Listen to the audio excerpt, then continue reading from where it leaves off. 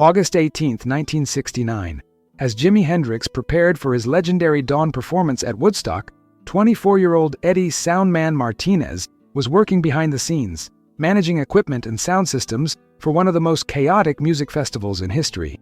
Eddie had spent 3 years as head roadie for Cosmic Highway, a British rock band whose psychedelic sound had made them superstars alongside the Beatles and the Rolling Stones.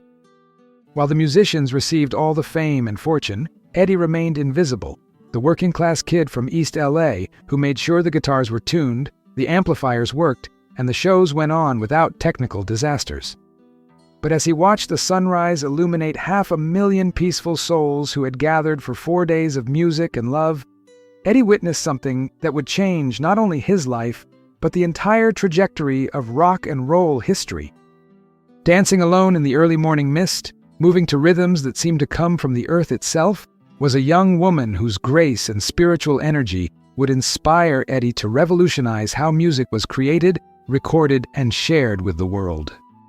Her name was Luna Stardancer, and their meeting would ultimately transform Eddie from an anonymous technician into the most influential music producer of his generation, creating a new sound that would define the counterculture movement and influence musicians for decades to come. Eddie's background was the antithesis of rock star glamour. He was the son of Mexican immigrants who had worked construction and domestic jobs to provide their children with opportunities they had never known. While his classmates in East Los Angeles dreamed of becoming rock musicians, Eddie had shown an early aptitude for electronics and sound engineering that led him to technical school rather than music lessons. His first job in the music industry was carrying equipment for local bands, where his reliability, technical knowledge, and ability to work 18-hour days without complaint quickly earned him a reputation as one of the best roadies on the West Coast.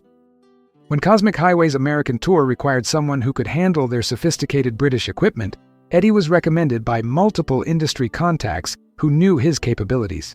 Working for Cosmic Highway had given Eddie an insider's view of the music industry's creative process and commercial machinery, but it had also shown him the limitations of traditional recording and performance methods. The band's music was revolutionary when performed live, full of improvisation, audience interaction, and spiritual energy that connected performers and listeners in transcendent experiences. But their studio albums, recorded in sterile environments using conventional techniques, captured only a fraction of that magic.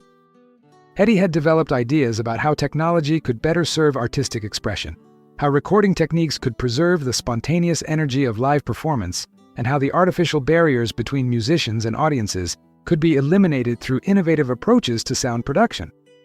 The technical challenges of Woodstock had pushed Eddie's capabilities to their limits while providing him with unprecedented creative freedom to experiment with sound engineering on a massive scale.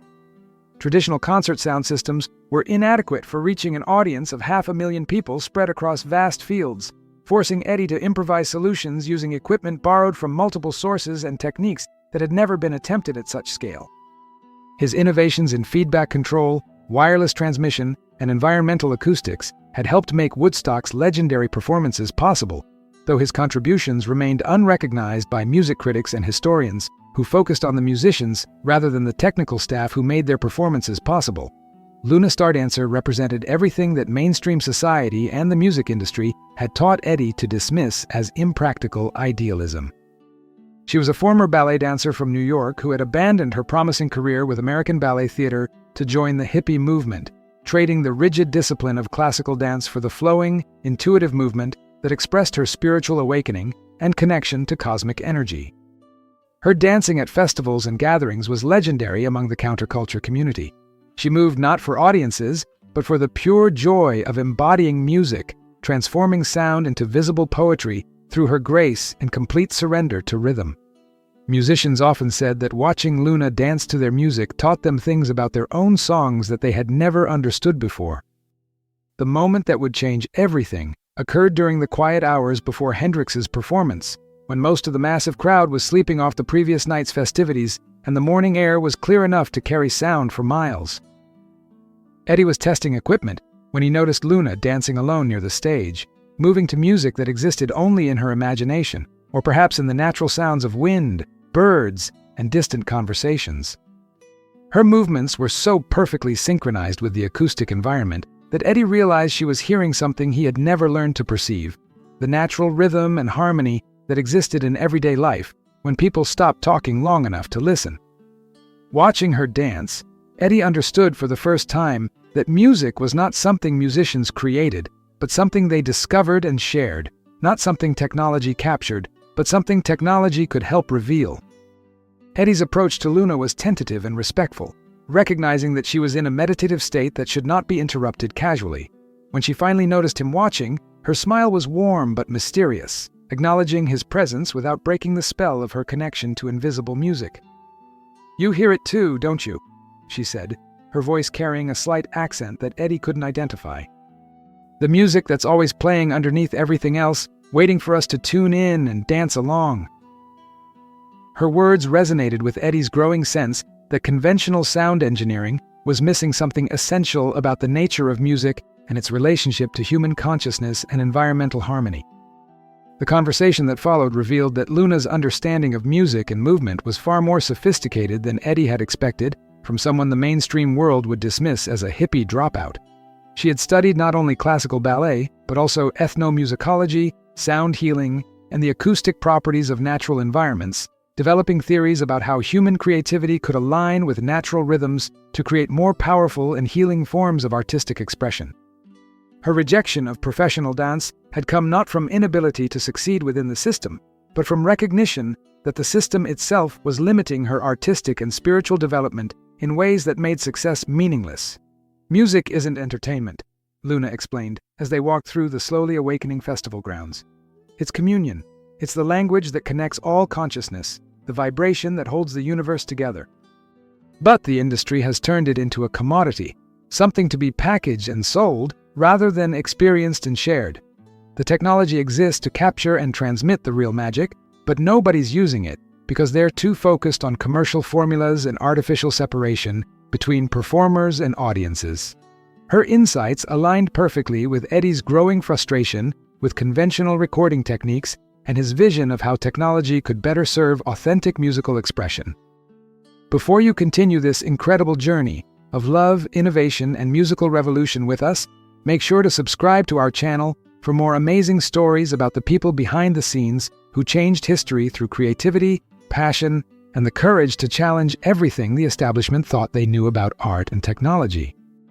The collaboration that began that morning at Woodstock would revolutionize how music was created and experienced, though neither Eddie nor Luna fully understood the implications of what they were beginning. As Hendrix's performance began, and Luna danced to the legendary guitarist's interpretation of "The Star-Spangled Banner," Eddie watched through the lens of his technical expertise and spiritual awakening, seeing how her movements revealed layers of meaning in the music that conventional listening missed. Her dancing was like a visual translation of the sound, making visible the emotional and spiritual content that existed alongside the melody and rhythm. "She's showing me what the music actually looks like," Eddie realized. "She's demonstrating possibilities I never imagined." The technical innovation that would emerge from Eddie's collaboration with Luna began with his decision to record her dancing while experimental musicians improvised in response to her movements. Using portable equipment that was revolutionary for 1969, Eddie captured not just the music, but the complete acoustic environment, the sounds of wind, birds, audience responses, and the subtle rhythmic patterns that Luna seemed to hear in everything around her. The resulting recordings were unlike anything in the music industry's catalog, combining studio-quality sound with the spontaneous energy of live performance and the environmental context that conventional recording eliminated. The transformation of Eddie's understanding of his role in the music industry was profound and immediate. Instead of being a technician who served other people's creative vision, he began to see himself as a translator between different forms of consciousness, helping musicians hear what dancers perceived, helping audiences experience what performers felt, helping technology serve spiritual and artistic purposes rather than merely commercial ones. Luna's influence helped him understand that his technical skills were not separate from artistic creativity, but were themselves a form of artistic expression that could enhance and reveal the deeper meanings embedded in musical experience. The reaction of Cosmic Highway to Eddie's new direction was predictably negative, as the band's management and record label executives couldn't understand why their head roadie was suddenly interested in experimental recording techniques and hippie dancers rather than focusing on traditional technical responsibilities. "You're getting distracted by all this Woodstock nonsense," complained the band's manager when Eddie tried to explain his vision of incorporating environmental sounds and audience participation into their next album. "We need you to focus on making our shows run smoothly, not chase after some flower child who's filled your head with mystical garbage." But Eddie had found something at Woodstock that was more important than job security or industry approval. He had found his true calling and the collaborator who could help him achieve it. The decision to leave Cosmic Highway and pursue his revolutionary vision of music production was both terrifying and inevitable for Eddie, who had never imagined himself as anything other than a behind-the-scenes technician in service of other people's creativity. But Luna's influence and his Woodstock experience had awakened an understanding that his technical expertise could serve higher purposes than commercial entertainment, that technology could facilitate spiritual and artistic experiences that transcended the artificial boundaries between performers and audiences. "You have to choose," Luna told him, as they discussed his future during a long walk through the post-festival cleanup. "You can continue being a servant to the old way of making music, or you can become a pioneer of the new way, but you can't do both, because they serve completely different gods." The establishment of their experimental recording collective in a converted barn in rural Vermont represented Eddie's complete break from the music industry establishment and his commitment to developing alternatives that prioritized artistic authenticity over commercial viability. Luna's connections within the counterculture community brought a steady stream of musicians, dancers, poets, and spiritual teachers who were interested in exploring how technology could enhance rather than diminish the sacred aspects of creative expression. Their sessions combined improvised music with environmental recording, audience participation with professional technique, ancient traditions with cutting-edge technology in ways that created entirely new forms of artistic experience. The technical innovations that emerged from Eddie and Luna's collaboration were years ahead of anything the established recording industry was producing, though their lack of commercial distribution meant that their influence was limited to the underground networks of communes, festivals, and alternative communities that comprise the counterculture movement. Eddie developed techniques for capturing the acoustic properties of natural environments, for blending electronic processing with organic sounds, for creating immersive audio experiences that made listeners feel like participants rather than passive consumers. Luna's dancing provided visual and kinesthetic feedback that helped Eddie understand how sound affected human consciousness and movement, leading to discoveries about frequency, rhythm, and harmonic relationships that conventional music theory hadn't explored.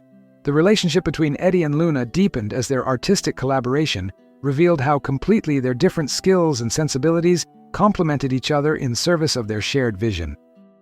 Eddie's technical precision and systematic approach balanced Luna's intuitive creativity and spiritual insight, while her understanding of movement and energy helped him develop recording techniques that captured the full dimensional reality of musical experience rather than just its auditory component. Their romantic partnership was passionate but not possessive, recognizing that their love served their art rather than competing with it for attention and energy. The musicians who worked with Eddie and Luna's collective included both unknown artists from the commune movement and established performers who were seeking alternatives to the commercial recording process that had constrained their creativity.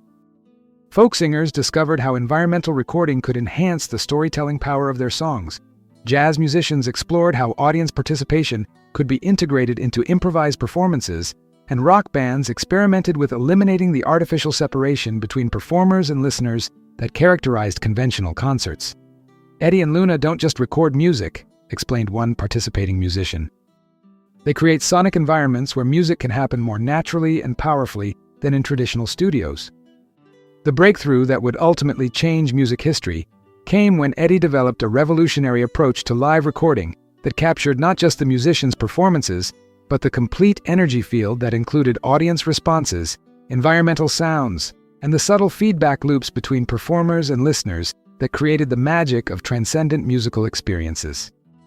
Using a network of wireless microphones, environmental sensors, and mixing techniques that had never been attempted, Eddie could create recordings that made listeners feel like they were present at live performances, while also revealing layers of meaning and interaction that even live audiences might miss.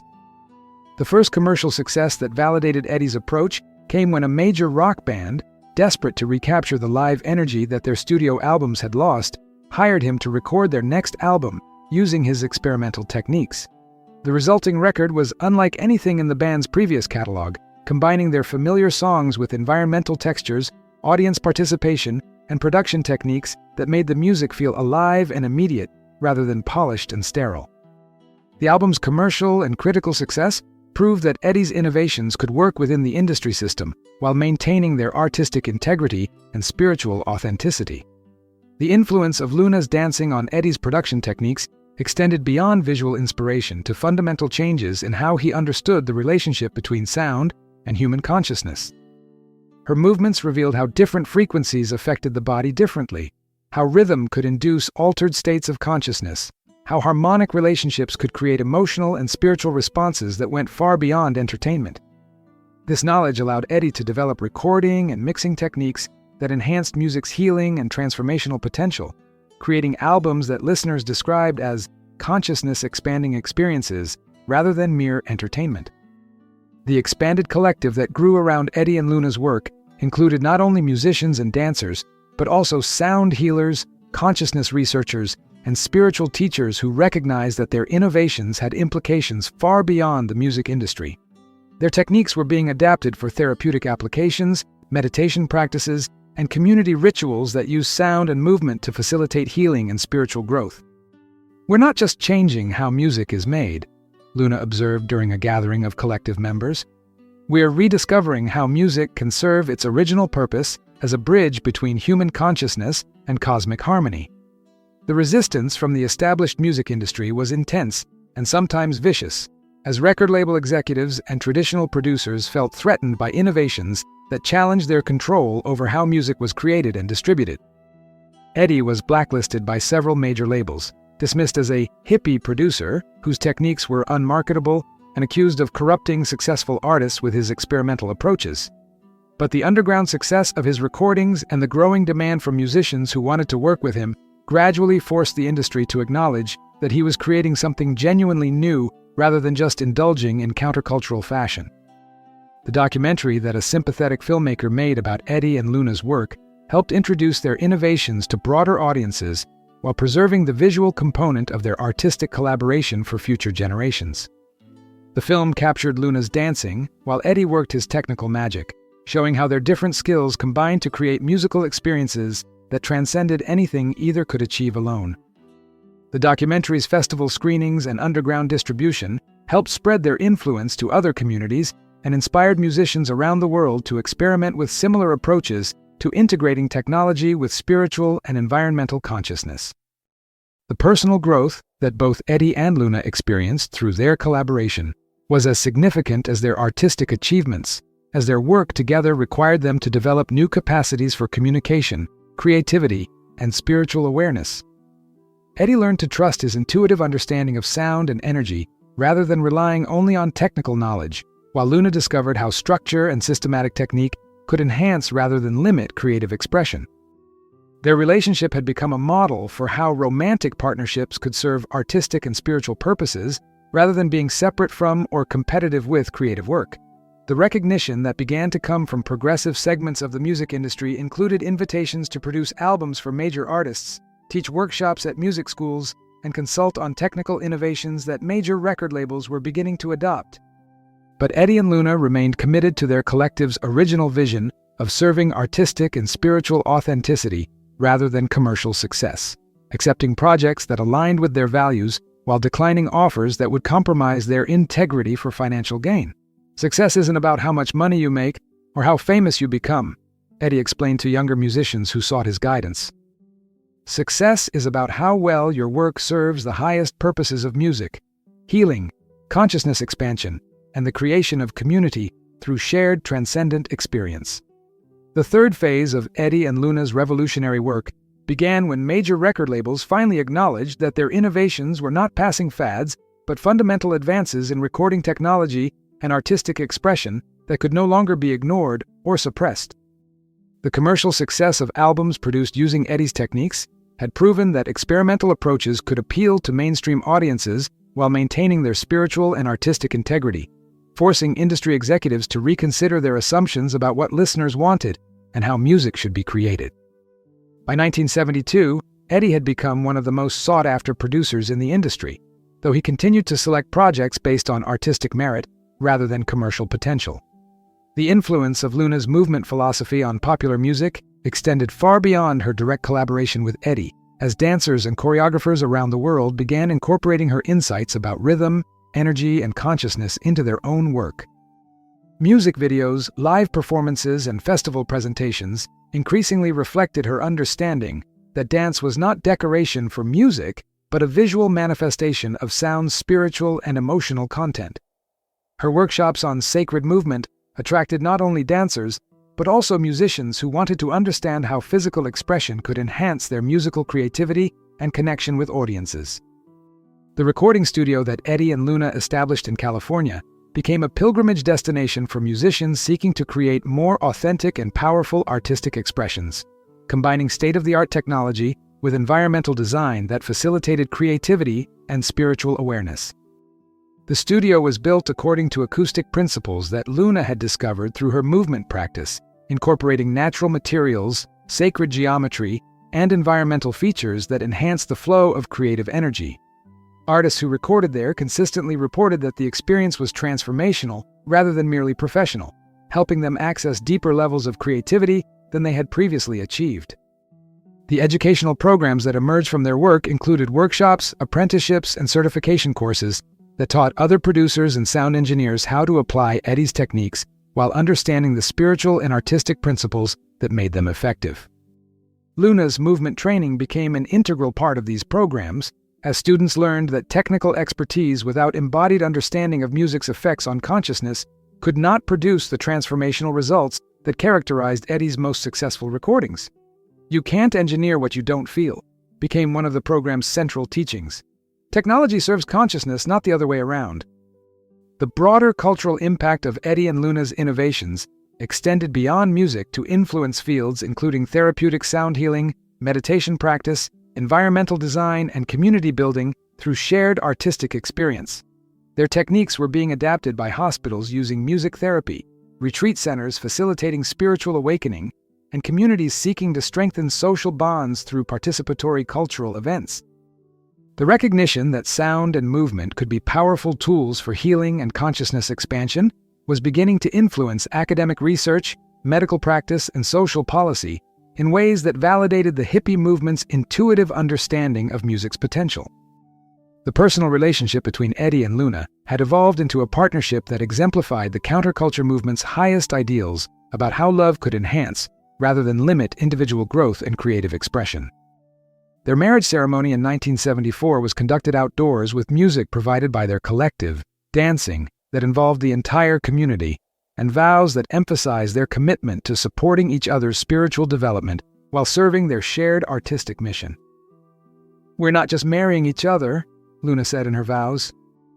"We're marrying our individual gifts to create something larger than either of us could achieve alone, while remaining free to continue growing as separate beings with our own unique contributions to make." The commercial success that eventually came to Eddie's production work allowed him and Luna to establish a foundation that supported experimental music, consciousness research, and alternative education programs that might not survive through market mechanisms alone. Their grants funded recording projects by indigenous musicians, experimental composers, and therapeutic sound practitioners whose work expanded understanding of music's healing and transformational potential. The foundation also supported research into the neurological and psychological effects of different recording techniques, validating scientifically what Eddie and Luna had discovered intuitively about sound's impact on human consciousness. The evolution of their work through the late 1970s and 1980s included collaborations with scientists, spiritual teachers, and social activists who recognized that their innovations had implications for understanding consciousness, community building, and cultural transformation that extended far beyond entertainment industry applications. Eddie's recording techniques were being used to document meditation practices, preserve indigenous musical traditions, and create therapeutic soundscapes for healing environments, while Luna's movement work was influencing fields including dance therapy, somatic psychology, and embodied spiritual practice. The next generation of musicians and producers who were trained in Eddie and Luna's methods carried their innovations into new contexts and applications, ensuring that their contributions to music history would continue evolving rather than becoming frozen historical artifacts. Some students focused on advancing the technical aspects of environmental recording and consciousness-based production, while others emphasized the movement and energy work that had been equally important to the original discoveries. Together, they created a network of practitioners who shared knowledge and techniques while adapting the core principles to their own cultural contexts and creative challenges. The recognition that came to Eddie and Luna in their later years included induction into music industry halls of fame, honorary degrees from universities studying consciousness and creativity, and acknowledgement from academic researchers who had validated their intuitive discoveries about sound's effects on human awareness and community formation. But perhaps more meaningful was the knowledge that their work had inspired thousands of musicians, dancers, and sound practitioners to approach their art as spiritual practice and their creativity as service to collective healing and awakening. The legendary status that Eddie achieved within music history was based not only on his technical innovations, but on his demonstration that behind-the-scenes work could be as creative and influential as front-stage performance, that technology could serve consciousness rather than replacing it, and that authentic artistic collaboration could produce results that transcended what any individual could achieve alone. His story challenged the music industry's star system by showing that some of the most important contributions came from people whose names never appeared on album covers, but whose vision and skill made transcendent musical experiences possible. The legacy of Luna's dancing and movement work was preserved not only through film documentation, but through the ongoing practice of students and communities who continued using her techniques for healing, celebration, and spiritual development. Her integration of ancient movement traditions with contemporary artistic expression had created a new form of embodied spirituality that influenced fields ranging from dance therapy to religious practice, demonstrating that the hippie movement's emphasis on mind-body integration had practical applications that could enhance human well-being and community connection. The love story between Eddie and Luna had proven that romantic relationships could serve artistic and spiritual purposes when both partners were committed to growing individually while supporting each other's unique contributions to their shared mission. Their partnership had lasted through decades of creative challenges and commercial pressures because it was based on mutual respect for each other's gifts rather than dependency or possession, demonstrating that the counterculture movement's ideals about free love could evolve into committed relationships that enhanced rather than limited personal freedom and creative expression. The transformation of music history that resulted from a roadie meeting a dancer at Woodstock had shown that revolutionary changes often emerge from unexpected combinations of skills, perspectives, and passions rather than from established institutions or recognized experts. Eddie and Luna's story became part of the larger narrative of how the counterculture movement had changed not just popular culture, but fundamental understanding of consciousness, creativity, and community. Their work had proven that technology and spirituality could enhance each other, that individual artists could serve collective awakening, and that love truly could change the world when it inspired people to use their gifts in service of something larger than themselves. The roadie who found the dancer at Woodstock had become a legend, not through seeking fame, but through dedicating his technical skills to revealing music's highest potential for healing, consciousness expansion, and community building. Together, they had changed music history by changing how music was understood, created, and experienced, proving that the most profound revolutions often began with two people recognizing in each other the possibility of creating something beautiful together that neither could achieve alone.